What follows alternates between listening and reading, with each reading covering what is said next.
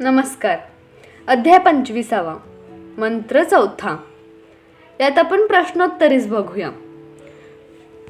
पहिला प्रश्न आहे, मनाचं शांत होणंच स्वस्थित्व जाणणं आहे का? कारण ध्यान करताना जेव्हा मला स्वला जाणायचं असतं तेव्हा मन एकतर बडबड करतं किंवा भजन गुणगुणतं. निर्विचार अवस्था येते, ती काही क्षणांपुरतीच. अशा वेळी काय करायला हवं? मनाचं शांत होणं म्हणजेच अनुभवावर असणं, हे अगदी योग्य आहे. मन अंतरंगात जाणं म्हणजेच शांत होणं. मन अंतर्यामी जात असेल तरच महावीरासारखी अवस्था प्राप्त होते. मन अंदर तो तू महावीर.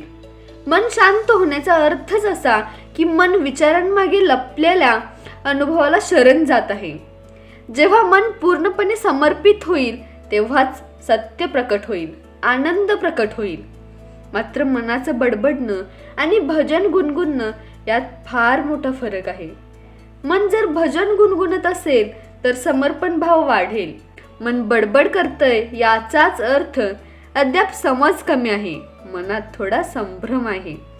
खरं तर मन बडबड करतंय म्हणूनच सगळी गडबड आहे आणि या बडबडीमुळेच मन कलकल करते. पण मन भजन गुणगुणतंय याचाच अर्थ त्याला काहीतरी आनंद मिळतोय, काही गोष्टी त्याला समजत आहेत.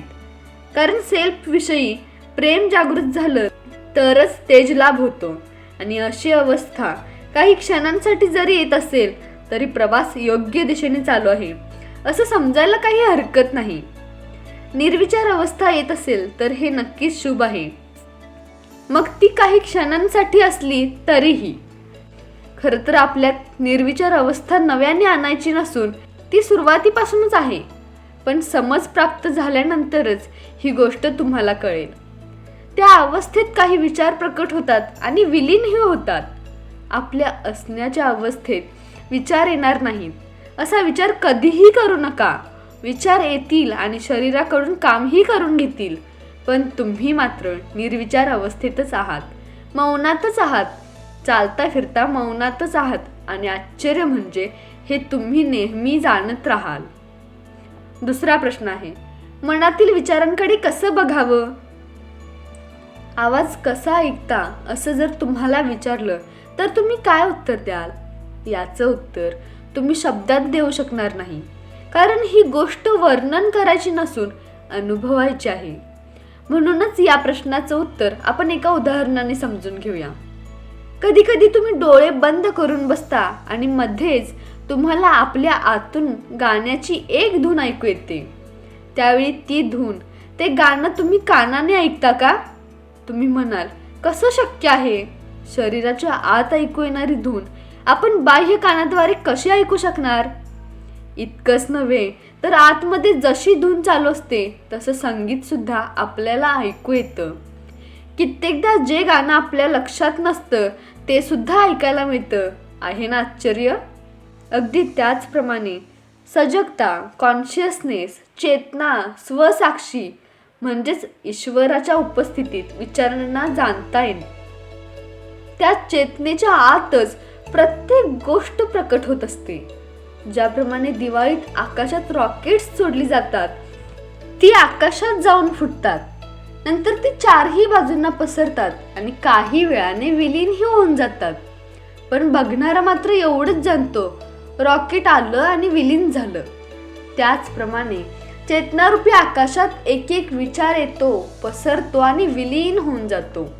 दुसरा विचार येतो, पसरतो आणि विलीन होऊन जातो. हे रहस्य जर तुम्हाला समजलं तर तुम्ही प्रत्येक विचाररूपी रॉकेटचा आनंद घेऊ लागाल.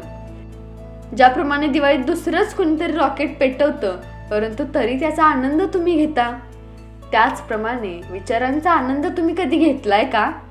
अरेच्छा, किती मजेदार विचार येत आहेत, माझं काय होईल? खूप बोर होतंय. समजा अशा रॉकेटचा कुणी आविष्कार केला जे आकाशात उडाल्यावर त्यावर काही शब्द लिहिले जावेत, जसं आता माझं काय होईल. तेव्हा हे शब्द पाहून तुम्हाला दुःख होईल की मजा येईल? तुम्ही म्हणाल, काय सुंदर आविष्कार आहे, हे रॉकेट आकाशात जाऊन कसं शब्द तयार करतं? त्याचप्रमाणे आपल्यात विचार निर्माण होणं आणि विलीन होणं हा देखील एक चमत्कारच आहे की आपल्याला कोणकोणते विचार येतात.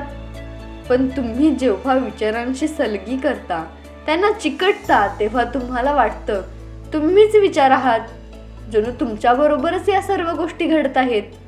आणि मग तुम्ही दुःखी होता. नाहीतर प्रत्येक विचाराचा, प्रत्येक रॉकेटचा आनंद तुम्ही घेतला असता. विचारांना अलिप्तपणे बघण्याची कला तुम्ही शिकला असता. स्वतःच्या मनातील विचार कसे बघितले जातात ही अनुभवण्याची गोष्ट आहे. दिवाळीत जेव्हा तुम्ही रॉकेट बघता, तेव्हा जर तुम्हाला विचारलं हे रॉकेट तुम्ही कसं बघत आहात, त्यावर तुम्ही म्हणाल ही बघण्याची गोष्ट नसून अनुभवण्याची आहे. त्याचप्रमाणे तुमच्या आतील संगीत तुम्ही कसं ऐकता, कुठल्या इंद्रियाने ऐकता, कानांनी ऐकता की डोळ्यांनी? कारण कुठलंही बाह्य इंद्रिय आतलं संगीत ऐकण्यासाठी उपयोगात येत नाही. चैतन्य, जागरूकता, स्वसाक्षी सेल प्रत्येक क्षणी उपलब्ध असतंच. केवळ जागेपणीच नाही तर अगदी गाढ झोपेतही. गाढ झोपेचीही ते नोंद घेत असतं.